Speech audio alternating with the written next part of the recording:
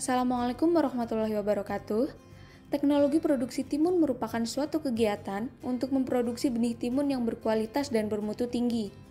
Kegiatan ini diawali dengan perlakuan pra-penanaman, perawatan, pemanenan, hingga kepada pengolahan benihnya.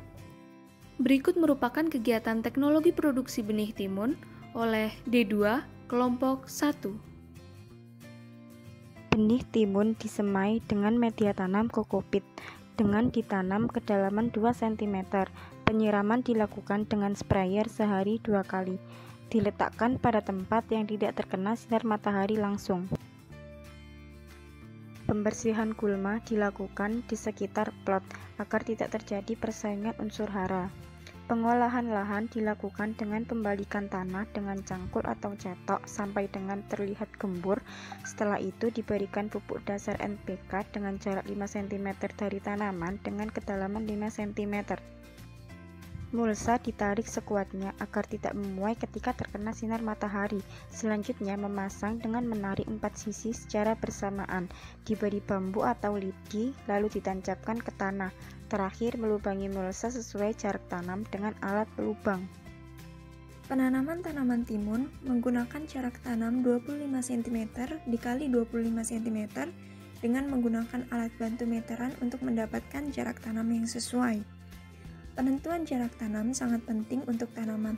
Hal tersebut dikarenakan penggunaan jarak tanam yang tepat dapat memberikan ruang yang cukup untuk keberlangsungan hidup tanaman, serta mencegah terjadinya kompetisi seperti air, unsur hara, dan intensitas cahaya matahari. Selanjutnya terdapat pengaplikasian pupuk yaitu pupuk urea, SP36, dan KCL yang dilakukan pada 20 hari setelah tanam dan 40 hari setelah tanam. Pemupukan tersebut dilakukan dengan cara penugalan dengan jarak 5-10 cm dari tanaman.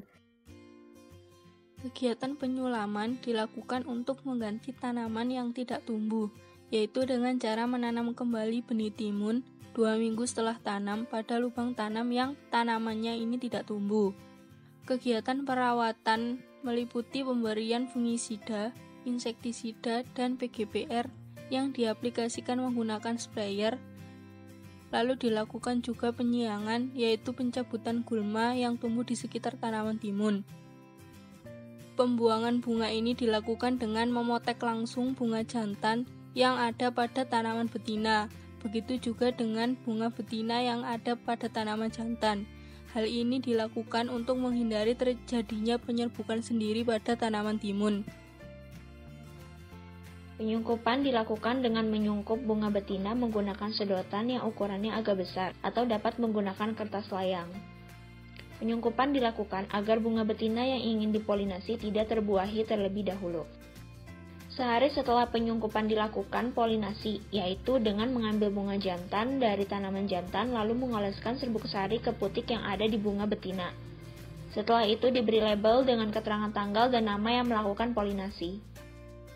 Pemanenan timun dilakukan dengan memetik buah yang matang secara langsung menggunakan tangan, yaitu ketika timun sudah berumur 75 hari setelah tanam.